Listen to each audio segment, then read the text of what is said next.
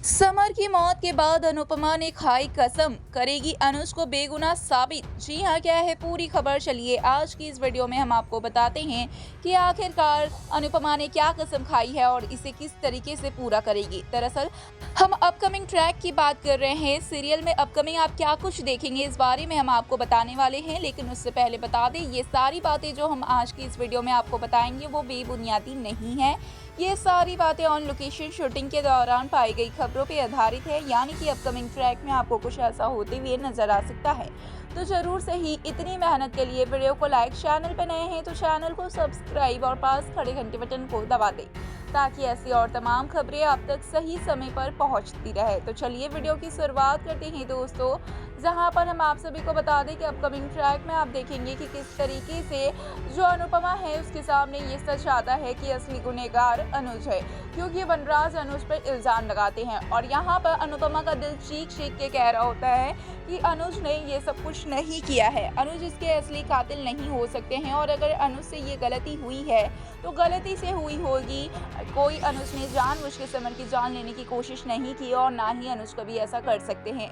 लेकिन ये तो अनुपमा का दिल कह रहा है। लेकिन एक माँ का दिल तो सिर्फ और सिर्फ बदला की बात जानता है, जहाँ पे एक माँ का दिल सिर्फ और सिर्फ यही चीख चीख के कह रहा है कि पीछे जो कोई भी है इन सब में जिसका भी हाथ है उसे कड़ी से कड़ी सजा मिले, उसे ऐसी सजा मिले कि फिर कभी किसी माँ से उसका बेटा ना छीन सके। जहाँ पे हम बता दें आपको कि अपकमिंग ट्रैक में आप देखेंगे एक और अनुपमा के वनराज खड़ा है, जहाँ पे बोल रहा है कि डिम्पी जो कि एक छोटी सी बच्ची है मान लो, और उसके पेट में पल रहा बच्चा उसकी जिंदगी बर्बाद होने की वजह है सिर्फ और सिर्फ अनुपमा के पति अनुज। वहीं पे अनुपमा ये इमेजिनेट करती है कि दूसरी ओर अनुज खड़े हैं और कह रहे हैं कि अनुपमा मैंने ऐसा कुछ नहीं किया है। जहां पर बात आ जाती है समर की लाश को जलाने की, चिता को जलाने की बात आती है और समर की लाश के सामने खड़े होकर अनुपमा ये सारी चीजें देख रही होती, इमेजिनेट कर रही होती है कि एक और तो वनराज बार बार अनुज पर इल्जाम लगा रहे होते हैं, कहते हैं कि ये सब के पीछे आज मेरा बच्चा लाश में बनकर जल रहा है, इसके पीछे सिर्फ और सिर्फ अनुज का हाथ है।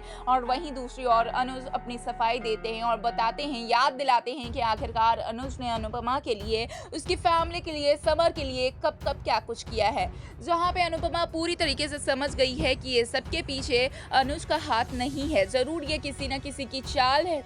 और वनराज भी इसमें कोई बेकसूर है कहीं ना कहीं, क्योंकि वनराज भी जानबूझ के अनुज से बदला लेने के लिए ये सारी बातें नहीं कहेंगे। वनराज को भी कोई गलतफहमी हुई है और ऐसे में अनुपमा ये ठान लेती है, समर की जलती हुई चिता में आग लगाने के बाद ये शपथ लेती है, कसम खाती है कि किसी भी तरीके से इसके पीछे जिस किसी का भी हाथ है उसे अनुपमा पकड़ेगी, उसे सजा दिलाएगी, उसे ऐसी सजा दिलाएगी कि बाकी सभी के रोंगटे खड़े हो जाएं और कभी भी कोई ऐसा ना कर सके अनुपमा के बच्चों के साथ में। अब अनुपमा को कहीं ना कहीं मालती देवी पर शक है, क्योंकि मालती देवी ने बहुत सालों पहले, बहुत समय पहले एक्चुअली ये सारी बातें कही थी और बोला था कि तुम्हारे बच्चों को इसकी सजा चुकानी पड़ेगी, इसका पछतावा होगा तुम्हें, और सारी बातें कही थी। इसलिए एक तो नज़र मालती देवी पर है अनुपमा की और वहीं दूसरी नज़र मालती देवी के साथ साथ अनुपमा के एक और इंसान पे है जिसका अभी तक खुलासा नहीं हुआ है। बस हमने प्रोमो में देखा कि अनुपमा मन ही मन ये सोच रही है कि हाँ वो भी हो सकता है गुनहगार,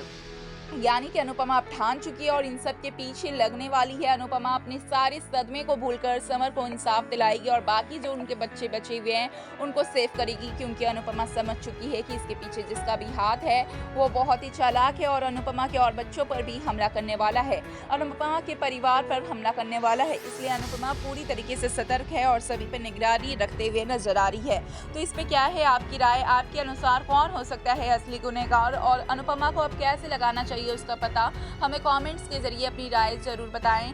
आप मेकर्स को क्या सजेशन देना चाहेंगे हमें जरूर बताएं और साथ ही ऐसे खबरों के लिए सब्सक्राइब करें।